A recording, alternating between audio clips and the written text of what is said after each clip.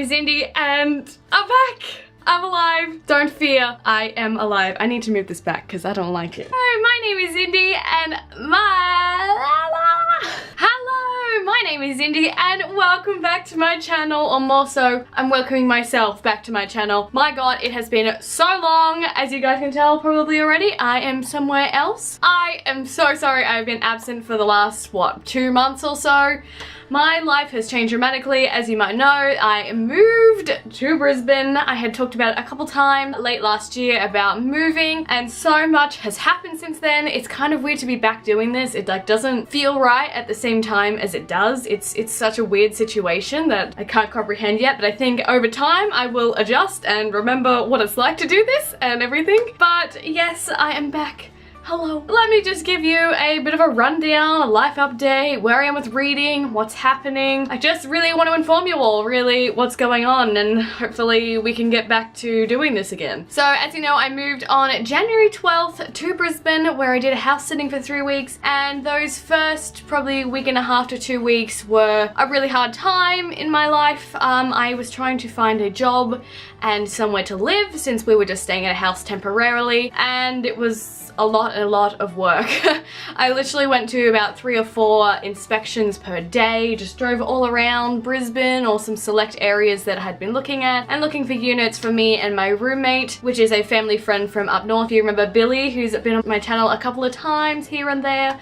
I moved with her brother down here because he was also moving for school. So that was a tough time, just sort of starting out fresh, you know, just looking for somewhere to live. I've never really visited Brisbane before. Hard to choose, you know, and gauge where areas were safe and just everything about that. And also finding a job. Like, I have been graced in life that the past 3 jobs I've had, I've kind of got not necessarily recommended, but someone had told me about this place looking for someone and half recommending me to go and apply for it. But this time round, I literally just came into the city and sort of had a look online, and I was not getting anything from that. So I ended up just walking into this place that my previous boss at Brumby's had said, "Oh, I love eating at this place, you should go and apply." I went to the city between inspections one day and handed in my resume, and I got a job trial the next morning at 8 o'clock. I didn't have any clothes suitable for that, so I had to quickly run to Big W and get clothes. In late January,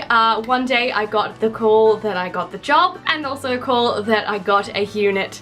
So it was such an amazing day of my life to just receive 2 of those special things in one go. So I am in my new place. It's not very easy to show you. Maybe I'll do a tour at some point because it's really messy at the moment, but it's a 2-bedroom, 2-bathroom and 2-car little unit in a great suburb near a fabulous shopping centre. Oh my god, there's a Dimmicks just down the road. Like, that's too much to handle. My other bookshelf is currently straight over there, my half-size one. This is obviously my larger one. My room configuration is a little weird. I might consider changing it up soon so I can have my bookshelves together. Yeah, I am loving it. I have the master, which is, it's defined as, so there's my bedroom door. This is my room here, and then I have my own little tiny cute little ensuite bathroom, which is just such a blessing. So it's a cute place. It's a bit older, but like, it doesn't really bother me. It does the job. It's awesome. It's enough space for both of us, and it's great. So I'm loving it here. And my job, I work at a French patisserie. There's a couple in Brisbane and I work at one of them. It's stressful, but I'm starting to love it. I love our team. There's only a couple of us, and I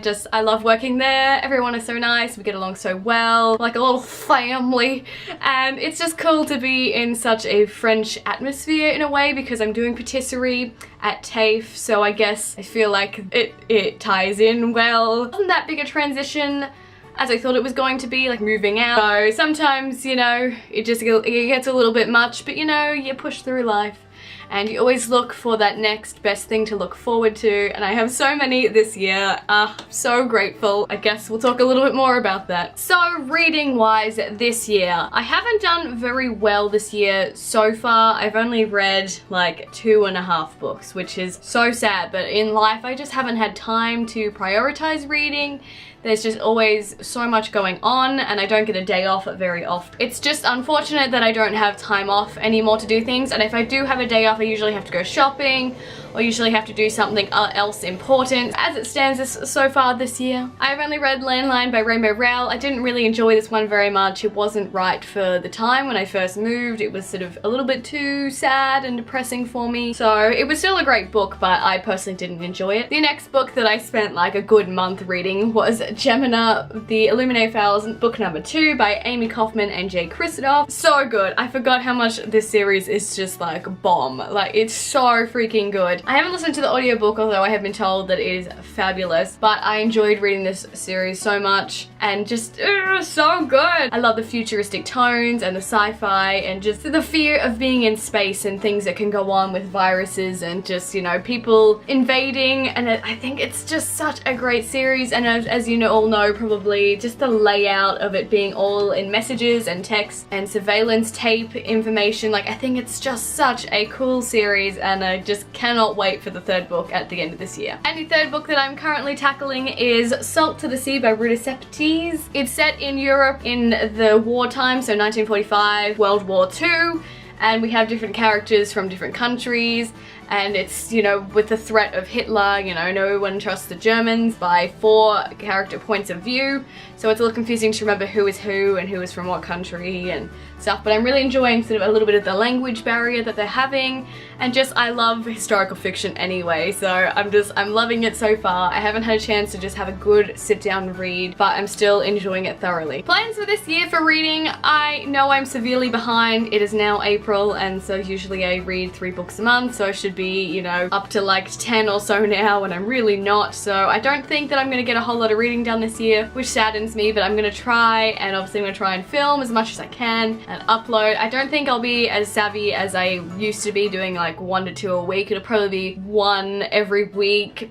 to 2 weeks probably. It really depends on what's happening, but I'm really hoping to continue this channel, and I'm hoping you continue to support me because that would be so nice, and I'm just excited to get back into it. It's been so long, and for a while there I wasn't sure if I wanted to continue because there just wasn't time and it wasn't a priority to me, but I want to try and make it a priority in my life to continue on. I just want to get back into reading so bad because I feel guilty so often because I haven't read enough. I'm not up with it. I haven't gone book shopping in a while, so I just really want to get immersed back into the booktube world because I've missed this little family we have going here. So the books that I have purchased while I am here are like, I'm just doing like a massive like January, February, March like wrap up here. The books that I have got to show you, I've only got 2, which is probably alright since I haven't been a part of the world of booktube, so I haven't like got any hella good recommendations. But the first book I have here is The Shack by the Bay by Leah Dairy, I believe it is. So this is actually a book written by my auntie. She's not really my auntie, she's like my godmother, a family friend that I've known my entire life, and this is a friend of hers that wrote this book, so I'm so freaking excited. Obviously it's an Australian author, so I'm really looking forward to this one. It looks like an adult fiction, and we're following 2 characters in this book and the struggles of family life and their relationship, and it's set in the Whitsundays, which I'm like, hey-oh, that was just above where I used to live, the Whitsunday Islands, and I have visited them once before, although I'm very far away from that place now. It's sort of, I don't know, it's reminiscent of home. And the next book I bought, I was looking at cookbooks with my friend from TAFE. We went to Dimmicks in Queen Street, which is a double-story Dimmicks, which I'm just like, praise bless, that is an amazing shop.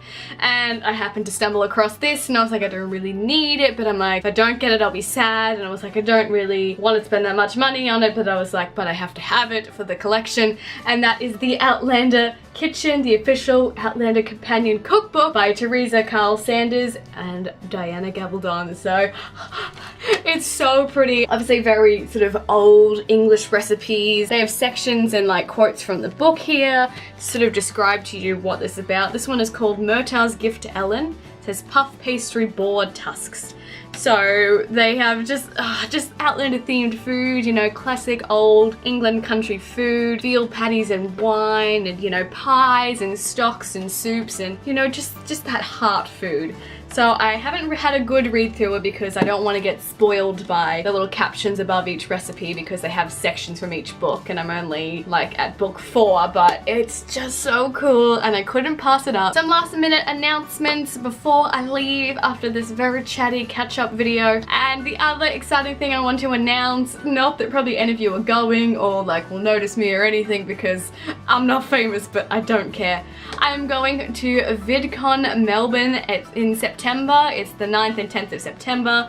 I'm so freaking excited. I heard about it from one of my favorite vloggers and he was discussing that he was going to VidCon Melbourne and I was like, there's a VidCon in Melbourne? So I searched it and pretty much the next night I booked tickets to go to VidCon Melbourne. So I'm gonna be there.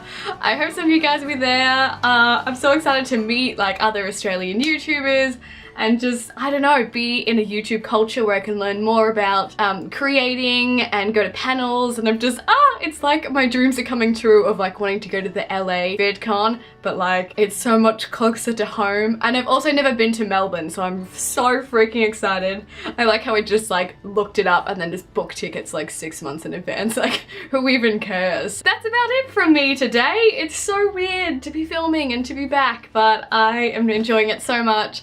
I'm hoping I can get this edited ASAP. I haven't used this editing program before because I used to use my parents' Mac computer, and now I've just got my laptop, so I'm working out the kinks of my editing program here, so bear with me and hopefully I will be able to just slay the game very soon. So thank you so much for watching and I will see you in my next video. Bye!